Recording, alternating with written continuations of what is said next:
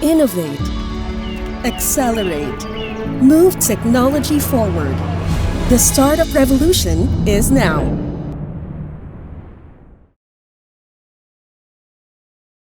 Good afternoon, ladies and gentlemen, and welcome to Plentina's Discovery event entitled Modern Financial Wellness Tools. I'm Derek Papa, and I will be your host for this afternoon session. For this community event, we in Plentina see that most Filipinos lack access to the tools needed to improve their financial wellness. As a matter of fact, only 8% of Filipinos own a credit card and under 2% of Filipinos own a brokerage account. That's why, for today, we're here, your fellow Kaplentinas, to let you know about the services Plentina is offering, as well as wealth strategies from our very own experience to help you grow your journey to financial wellness. Now, to start things off, let's have our first speaker, the co-founder and chief executive officer of Plentina. To give us an introduction on Plentina, let us welcome Kevin Gabayan. Thanks, Derek, and hi, everyone. It's good to see everyone again virtually. I'm Kevin Gabayan, CEO, co-founder of Plentina, and I think my slides are showing. Yeah, right now. Great. So, yes, we are Plentina, and we are also terribly proud of our world-class team where nothing is outsourced. Virtually all of us live and work in the Philippines. And we officially launched our first product, Buy Now, Pay Later, Plentina Buy Now, Pay Later, in the Philippines of October of 2020 with our initial launch partner, 7-Eleven Philippines. And since then, we've partnered with over 65 national scale retailers in the Philippines, including SM and Robinsons Group. We have also been featured by the Philippine government in the Philippine Economic Briefing to Singapore, and we're proud to be providing services of national importance. We have since grown rapidly, achieving over 450,000 downloads, 5 stars on the Apple App Store. We've raised a total of $5.7 million from investors, and we've got a lending license and an operator of payment systems license.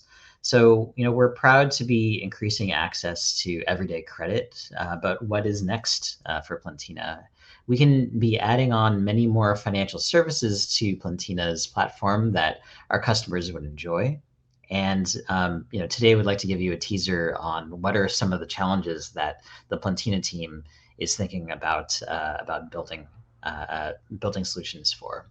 So Plentina just celebrated our second anniversary of launching in the Philippines, and in these 2 years we've gotten to know firsthand the situations that our customers face. Sometimes you could use a loan, sometimes you don't need a loan, and a lot of people worry about their financial well-being.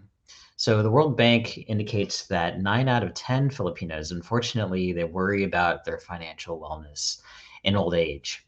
And financial worries also creep into the productivity of the Philippines. Most Filipinos worry about their financial health, and most of those people say that it impacts their productivity at work. Also, unfortunately, 3 out of 4 Filipinos cannot demonstrate basic financial literacy concepts of risk, inflation, and compound interest. So, there are many digital financial services that are working to address this. But we are looking to build solutions that are sustainable for our country. When the free promos of the digital financial services are over, then how can we sustain this continued interest and investment into financial wellness for the country? So if you look at all these problems, there's a lot to unpack here. Clearly, the Philippines needs new fintech solutions. Many have rushed in. We have e-wallets, payments, digital banks, lenders, investment platforms.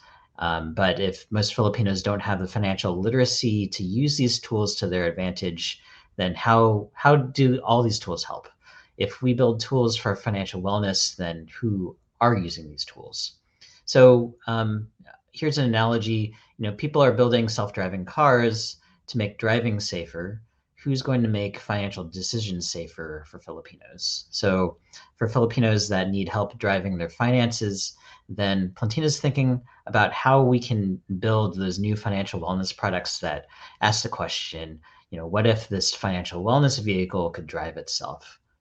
So if you're an employer and if you want to retain your staff and keep them away from competition, let's make it happen. If you're an employee and you would like to invest your money in a way that you're making money rather than losing money, or if you're a Filipino that worries about your financial wellness in old age, then please say hi. At info@plentina.com.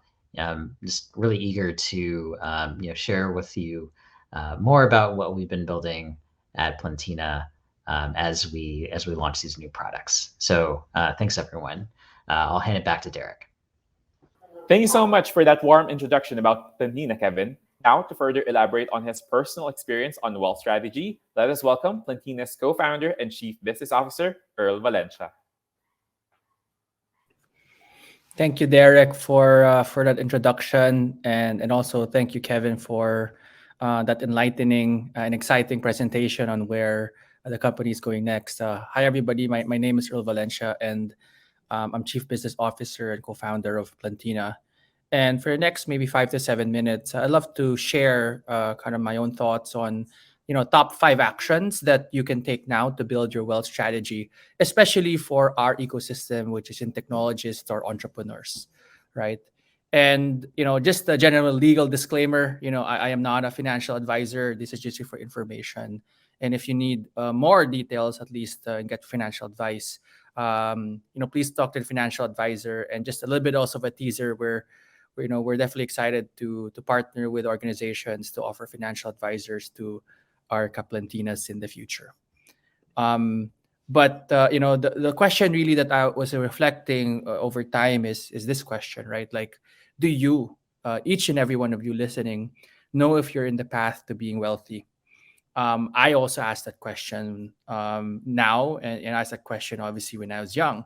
But the first thing that came into my mind is, do we actually even know what wealth is? Obviously we can think about it as kind of doing dollar bills like this, going to yachts. But technically, if you look at Google, it's like affluence, prosperity, substance, abundance, maybe even stability, right? Or security. So a lot of us have different thoughts of wealth. But when I really looked at the origin of the word, it's actually a combination of 2 things, right? Like one is being well, and then the other one is health. So if you're well and you're healthy, then all of a sudden you are wealthy. So that's really something to think about and reflect on. Of how can you be in a state where you're well and healthy at the same time? So generally, I mean, my background, at least my exposure to this, is that when I was 21, I was lucky. I was really asking a lot of these questions. To take a financial, a planning course. And the questions I had is, should I invest? What is even investing? Should I pay back my loans? I had, lots of student loans.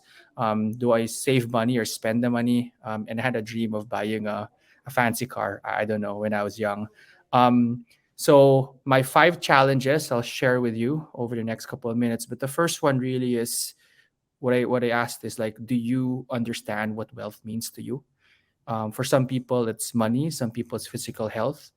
Some people, it's being to travel anywhere else. But the key, really, in the end, is, do you have your own meaning of your wealth to you, right? Like, do you have your own personal meaning? So that's very important.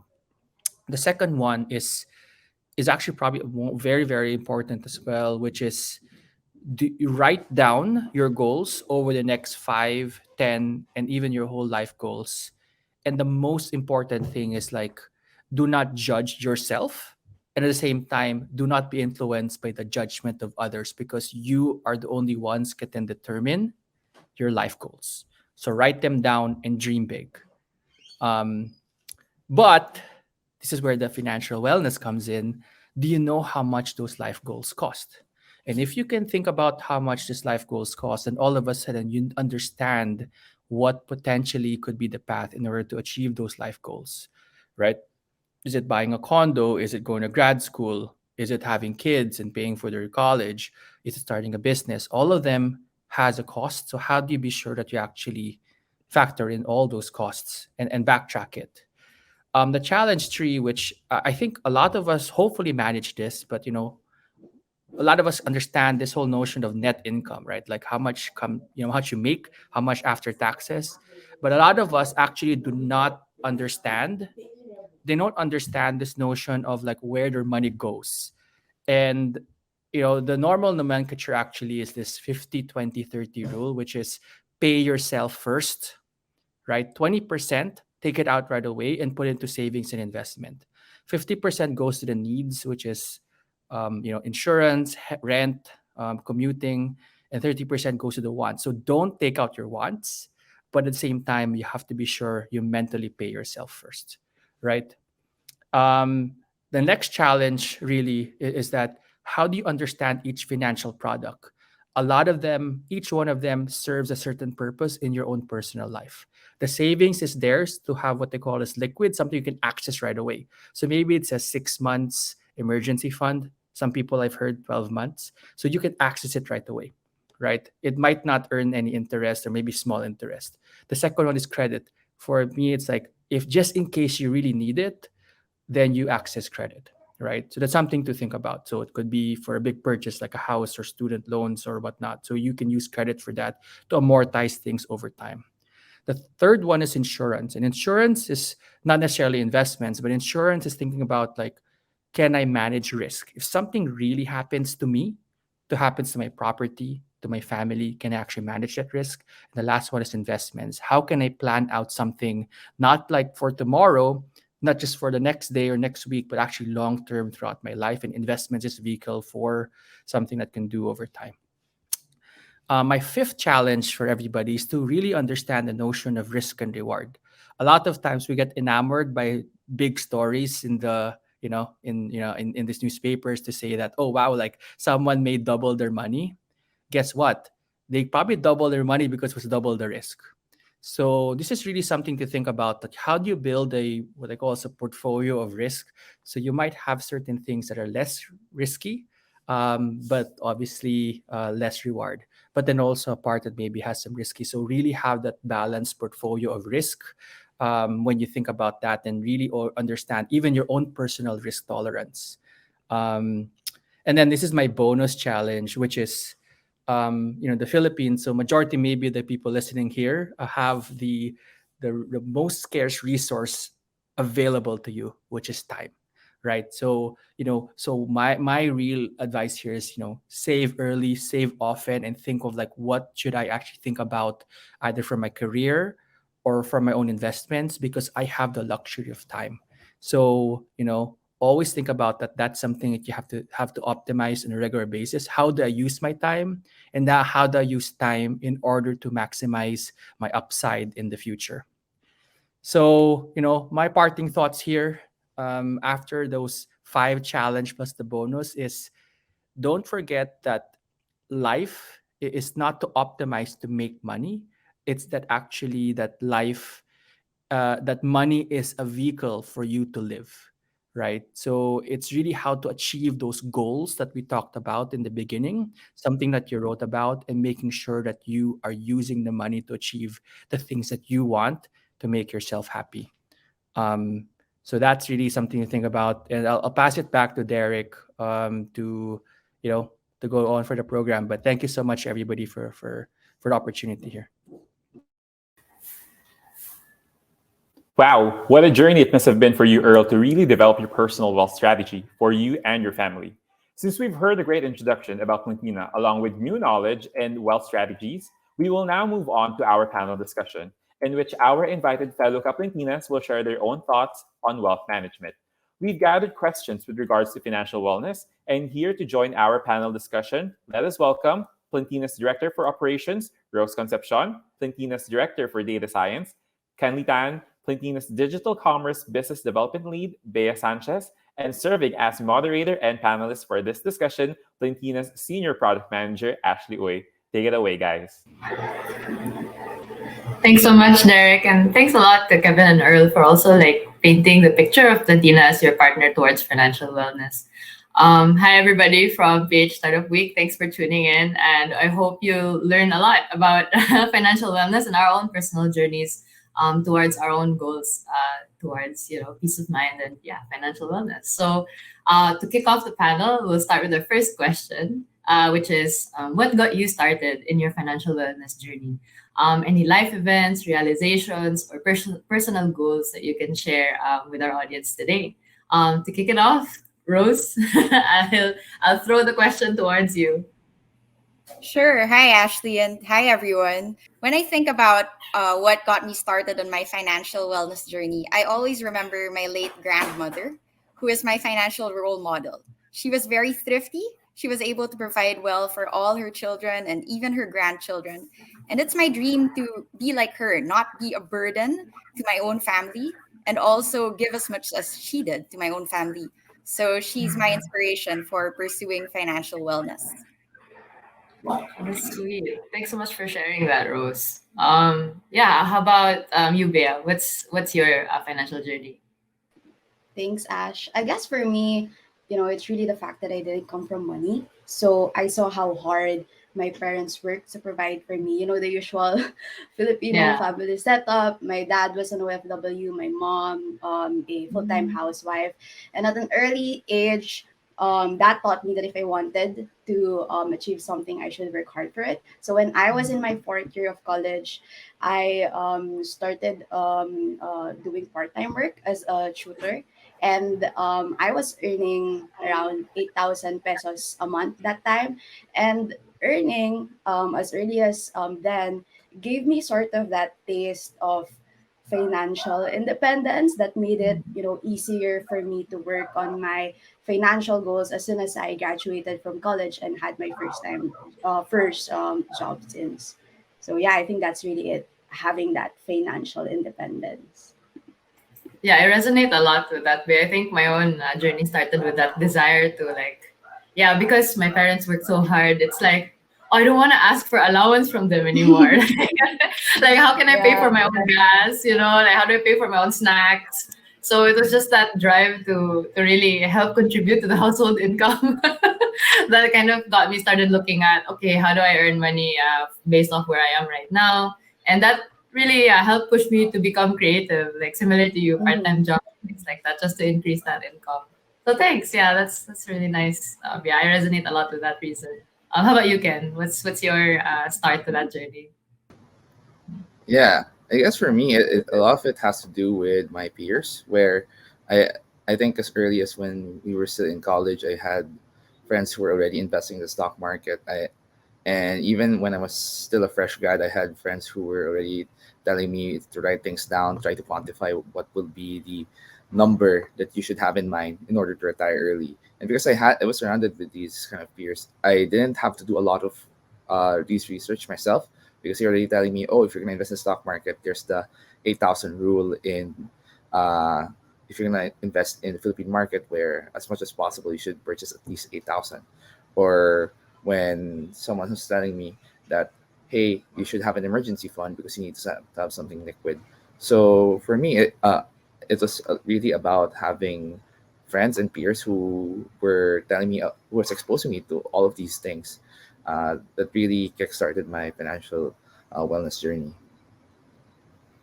That's a really fortunate environment now that you say it. It's like not everybody has like a friend group that goes, hey, you should invest. Hey, you should do that. It's like, were they like friends from like a long time ago, or are they just people that you happen to meet in college and then they just like have this like financial savviness that allowed you to be in that environment? Yeah, I guess top of mind would be the one who gave me a lot of investment advice has been a friend since like grade school. That's So amazing, man. Like that's really fortunate. Yeah.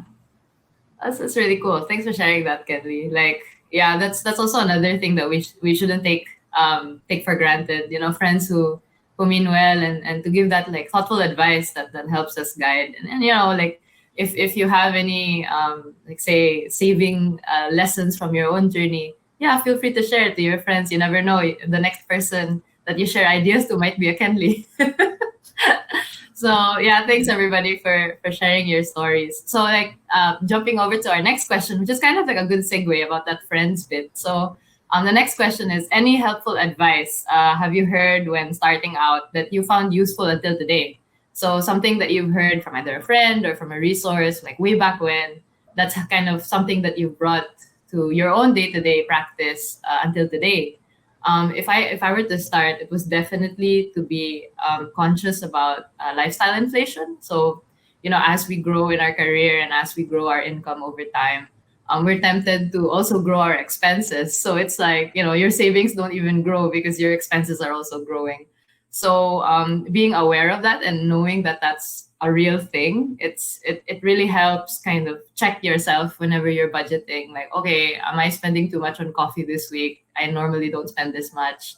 And that was really good early advice that I got that, yeah, I still brought with me today. So like going back on the full circle, Rose, what was one of the early advice you got that's you still bring with you today?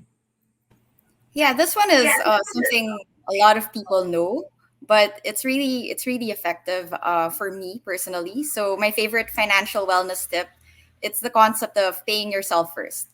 I look at saving not as something I do only if I have money left over. So the money I earmark for savings, it's a constant amount every paycheck. So I look at it as constant as the money we set aside to pay for our electricity bill. There's really no choice, no way to go about it. Just set that money aside. That's true. Thanks for sharing that, Rose. It's also, yeah, that's also one of the early advice I got, especially with the whole lifestyle inflation thing, right? Like, yeah, yeah, as I mentioned, the budgeting part and being aware of it and being disciplined about it is also something that's really like basic advice, but really hard to implement in real life. So thanks for sharing that. How about you, Bay? Any early advice you've got, yeah, early on that you still bring with you today? I guess one advice that I still do today is that I should track my expenses and do budgeting. So up to this day, I still have my big old Excel file of my monthly money in, money out, and even having per portion of your personal allowance. And what I also like to include in my big old Excel file is projections of up to 5 years, including my savings and potential, funds for other investment um, um, segments. And having that system is incredibly helpful for me, as it gives me that peace of mind of knowing that, okay, I could still pay off all my expenses in the next 12 months or so.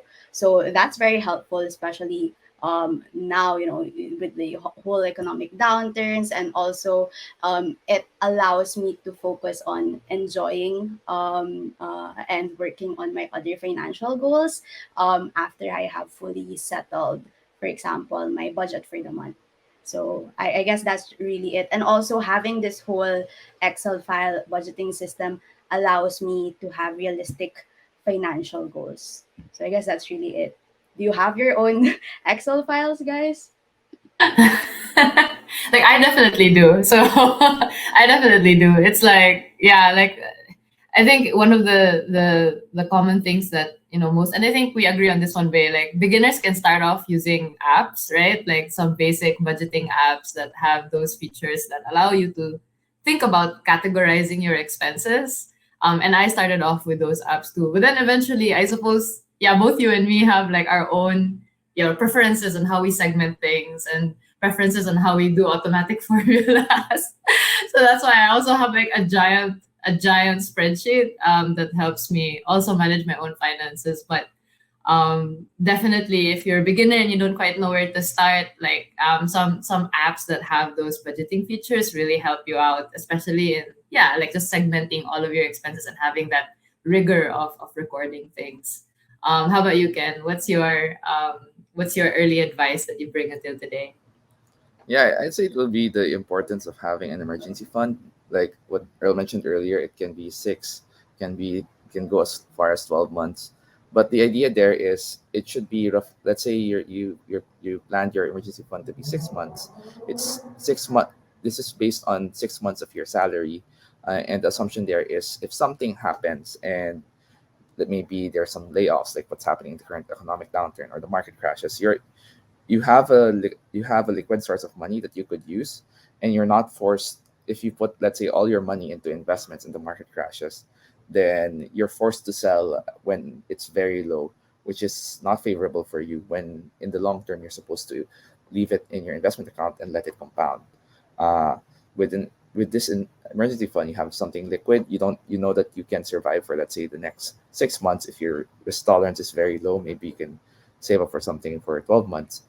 And with that peace of mind, you could continue to survive the downturn without being forced to go for more drastic measures, like touching your investments, which is going to hurt your ability to compound that in the long term. That makes a lot of sense, Ken. Like, I think for me personally, having kind of like a set emergency fund, it's quite similar to the paying yourself concept, where it gives me a lot of peace of mind, knowing like whatever happens, at least I'll be able to, have something to use in a time of emergency. Whether it's a calamity, or again an economic downturn, like just being able to push forward with that sense of peace is something that's really powerful for me, and also helps me pursue opportunities that are, like if you're not secure, then you would rather not pursue them. So I don't feel like I'm losing out on opportunities because I have that peace of mind. So yeah, really resonate with that advice. Thanks a lot for sharing. And I guess for our last question for this panel, it touches also upon that spreadsheet topic that we had with Bea earlier. And the question is, what are the tools that have helped you manage your finances and helped you make financial decisions nowadays, and how do you use them? So for me, yeah, I mentioned a spreadsheet. So having that customizability, despite it being quite archaic, to be honest, and to be honest, also it's quite taxing to do it every time there is like a specific period, like every month, every week. I have to make sure everything is recorded. But like at the end of the day, similar to the purpose of an emergency fund, it gives me a lot of peace of mind knowing that I know where everything is going. And that in the end it's worth the effort to record everything, and that's really kind of how I feel about like a very manual process. It gives me peace of mind as a person, but everybody else can have a different style. How about you, Rose? Any tools that you use to help manage your finances today? So for me, it's also one of the tools that I really find useful is also a spreadsheet. I also have my own. What I like about the spreadsheet that I make for myself is I like using pie charts on Excel. It gives me the psychological rush when I see like, oh, a huge part of my pie this month was set aside for savings, investments. Wow, I'm such a responsible adult. But aside from the spreadsheets, what I really appreciate are the apps that allow me to segregate my money according to certain goals, right? So actually, I have like separate accounts for different purposes. One for my retirement fund, one for my son's college fund, so on and so on. So I also like it when I'm able to automatically make transfers of predetermined amounts. So auto debit just makes things so much simpler for me. Thanks a lot, Rose. Yeah, like cash flow management is really important. And like I'll get to that topic eventually, like as we go through the rounds. But how about you, Bay? I know you shared about spreadsheets, but any more tools that you could share to everybody today? Rose and I have the same strategy and tools that we use. Aside from the Excel file, the with regards to like budgeting my finances, um, what I like to do is basically I make sure to pay off all my fixed uh, uh, payables before the month starts. So like a week at the end of November, I want to make sure that all my December bills are fully paid off. So that's the strategy I have. It's not really a tool, but um, doing that practice allows me to fully enjoy my month. Because whatever I spend on e-commerce during 11/11 or 12/12, it's okay because basically the important bills or payments that I need to make are already settled for the month. And also what Rose mentioned, I like segmenting my money in different accounts. So I have a lot of bank accounts and all that, where I use it for my, for example, insurance. And similarly, for my fixed monthly payables, like for example, insurance, my payments are also auto debited, because that just makes it easier for me to, store my funds in that bank account, and it already gets auto deducted. So yeah, I think those really Excel file, making sure bills are paid in advance, and also having that auto debit function allows me to manage my expense as well. It's just like you get that dopamine boost whenever you get that increase in your pie chart, Rose. Your increased percentage in your pie chart, or you've achieved your goal from the last month. You just get like, ooh, yeah, man, I'm awesome. And then having that like feeling is really great. And even with the whole compartmentalizing and bucketing of funds, like, yeah, I mentioned about cash flow management earlier, and like, and then this isn't a plug, but I actually use the Plentina BNPL app to help me kind of segment certain expenses. So for example, my smart load top-ups, like, so context is, I live in Bohol, and it's an area that has regular outages, power problems. And so we tend to rely a lot on, like, whenever it's a work day and it's within work hours, like that how do you call it, like that prepaid, like, pocket Wi-Fi, and topping it up using the Plentina app is really useful for me and really convenient. So I don't have to like travel far, and then it's right here, and I can just use data to also feed more data into that prepaid Wi-Fi. So having that kind of pre-budget allocated for that purpose, and knowing that that money is there, especially during a moment that I really need it, it's really critical for me, and it contributes to that peace of mind. So yeah, Kenley, how about you? Like, any tools that you use for your financial management? Yeah, I honestly prefer to keep my life simple. I know that if I were to start using all those spreadsheets, I will probably look at them maybe for the first 2 weeks. Then I'll Yeah, probably that's why never I was touch like, them okay, again. I'll leave Kenley for last on this one, because I know he doesn't like all the complicated stuff. So for me, it's fairly simple. Like, you a lot of banking apps already have, they can already transfer things for you at a set schedule. So I know that during payday, I've already set money aside, uh, either for, let's say, emergency funds or my investment accounts. And when I know that I'm covered for my investments, I could just do whatever I need with the money remaining. And so far, I have never sort of reached a situation where I go I go way below what I have, because you could already see when you're spending throughout the month that, okay, this is how much money I have left, or this is how much money I have to spare. So you kind of adjust accordingly, in your mind. But for me, just doing the fact of paying myself first, I already know I don't have to worry about the other things, and I can do whatever I want with the money remaining. That's awesome. Like, what is it? What's the word?